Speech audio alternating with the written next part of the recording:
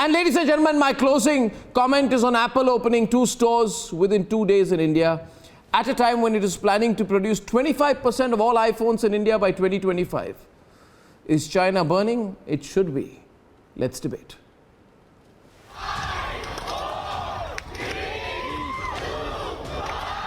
On Tuesday morning, the Apple CEO opened the doors to the first Apple store in India.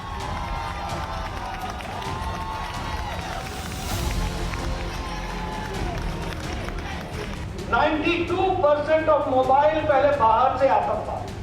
आज India में 97% mobile Bharat में बन रहा है।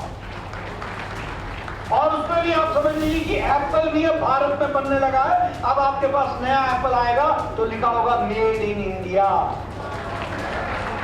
Prime Minister meeting Tim Cook is significant because it's part of his larger vision of Make in India, on which his government put in a special thrust. From the time in 2016, when Apple said no to come to India because of the tough condition of making 30% components locally, to the time when they have set up manufacturing shop and exported $1 billion worth of iPhones in 1 month alone. It's been a journey of India rising. Setting up showrooms is, of course, just one part of that. Bloomberg data indicates a near zero likelihood of a recession in India. The IMF is throwing its weight behind India.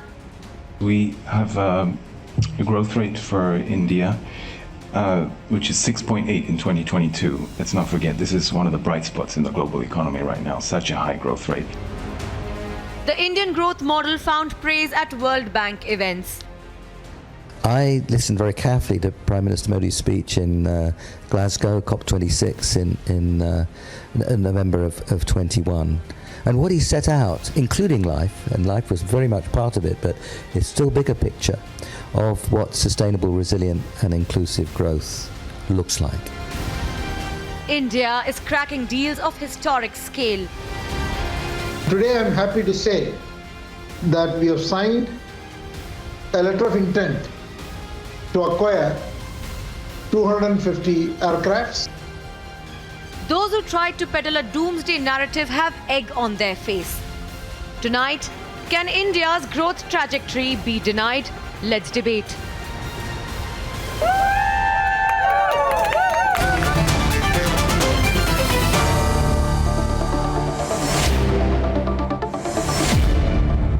It's just a straight 1 versus 1 debate. On one side, I have Dr. Amirullah Khan, who's an economist and the research director of the Center for Development Policy and Practice. On the other side, I have a well-known entrepreneur, chairman and MD of DEN, but coming on tonight as one of India's leading policy and macroeconomic voices, Samir Manchanda. But Dr. Amirullah, I want to start with you. You know, there are people who say, oh, you know, you're reading too much into one thing. Don't get too excited about Apple in India. Don't get too excited about the fact that we have zero risk for recession. Don't get too excited about the fact that we are performing better than China in emerging markets. Don't get excited about our defense exports increasing by tenfold. Don't get excited about us giving a biggest ever aircraft deal. Why? Why shouldn't we be excited? I'm not looking at odd instances. I'm looking at the bigger picture. Shouldn't we really look at the bigger picture and start celebrating a bit? Yes, Arnab.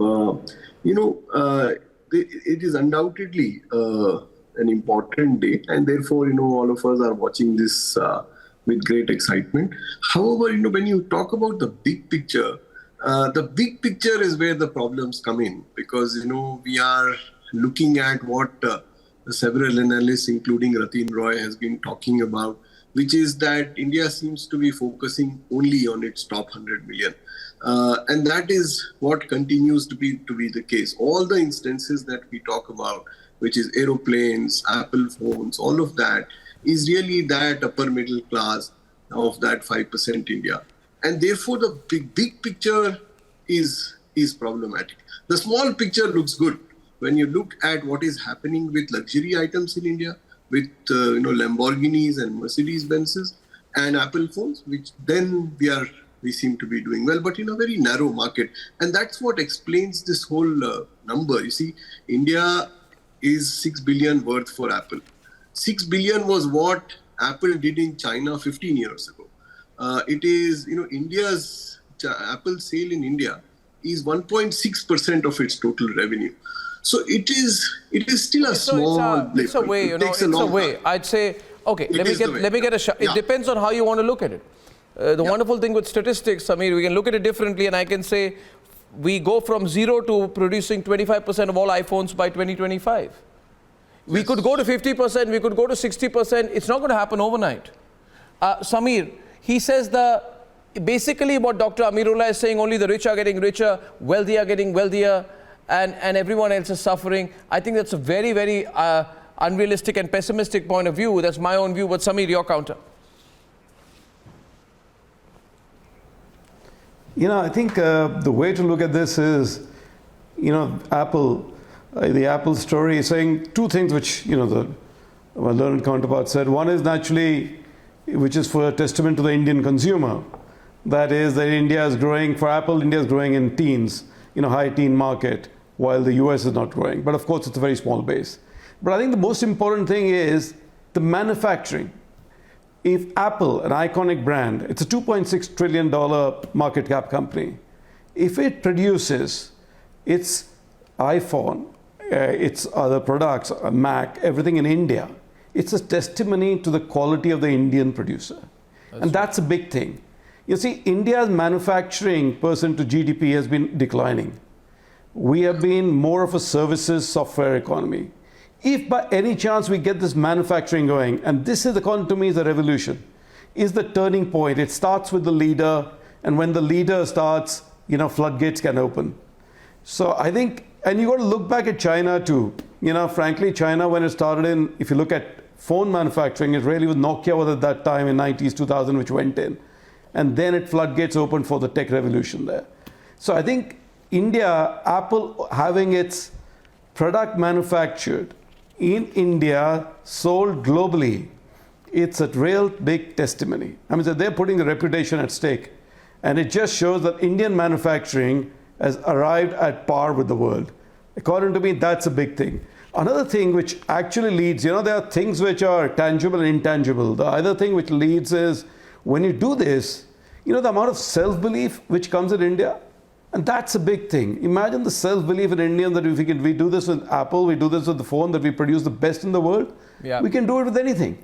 And I think that's the big two things that to really look at today, is that can India really do the manufacturing? If we do that, I think we got software, we got services. If we can do the manufacturing, I think we can lead the tech manufacturing chain for the world.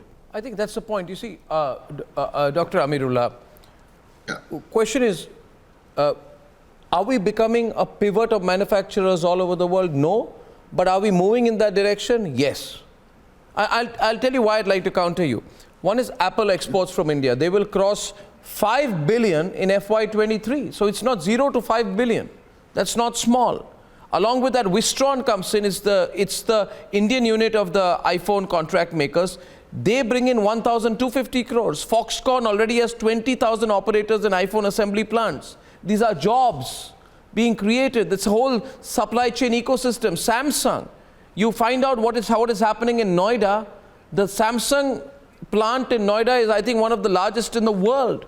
Google is going to manufacture Pixel in India. So I'm not understanding this Raghuram Rajan view of India anymore. I don't get it. What does Google see? What does Apple see that Raghuram Rajan and Rahul Gandhi don't?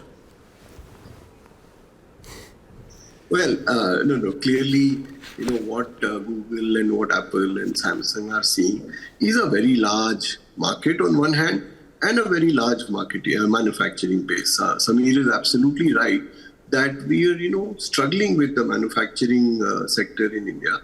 It has actually, in real terms, declined over time.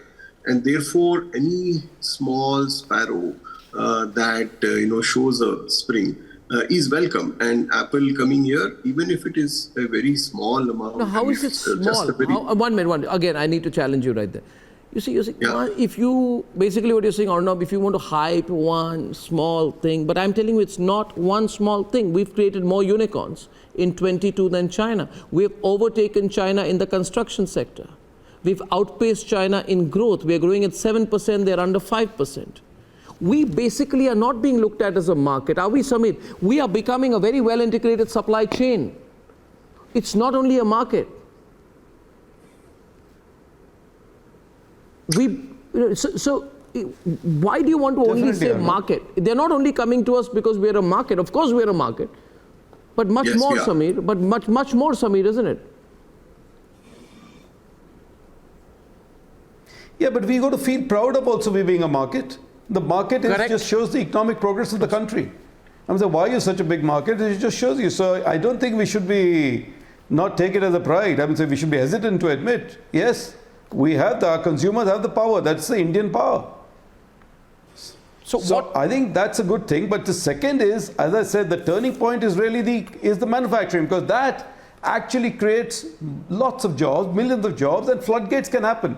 See, it's a very important thing for any MNC, anybody, when the leader takes a step, as I said, when an iconic brand takes it, everybody, there's no way that any company can now look at it and saying, don't evaluate India. Yeah, so the question is, so there are all these economists, who've done all their research and their postdoctoral and their jobs and their multi-million-dollar fellowships by talking about India's poverty, like Abhijit, Banerjee, for example. I mean, poverty has been a great subject. Most Indian economists go to the West and say, oh, we are poor.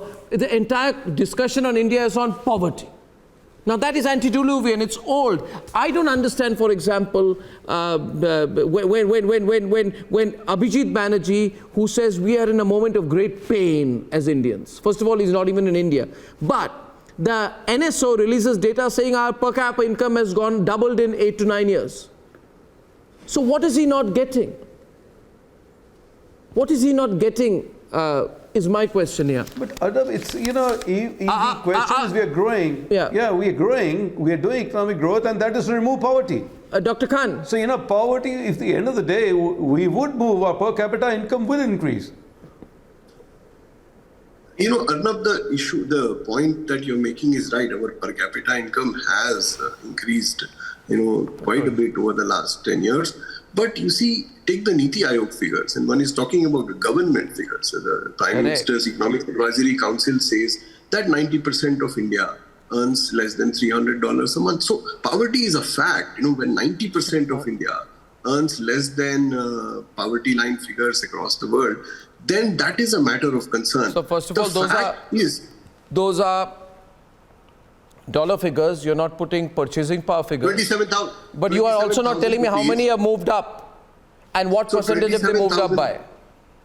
Yeah, so the Niti Aayog brings out a wonderful paper, and they actually give all these statistics, say that 27,000 is what 87% of India earns. So, but that's not going to be, but Dr. Amirullah, I'm going to have to get to a real debate. That's not going to be the case when we become, by 2030, when we become an 8, 9, $10 trillion economy. You'd see automatically people move up. So we have to work hard, be optimistic, but we're going to have to debate this again. I thank you very much. I thank you, Samir and Dr. Amirullah, for that short, sharp discussion. Wonderful. I think it's a moment to celebrate, and tomorrow Tim Cook, Apple's CEO, is meeting Prime Minister Narendra Modi. It's going to be a great moment. I think there are occasions when we need to collectively stand up and just celebrate for a moment. And then we move on to achieving the next goal.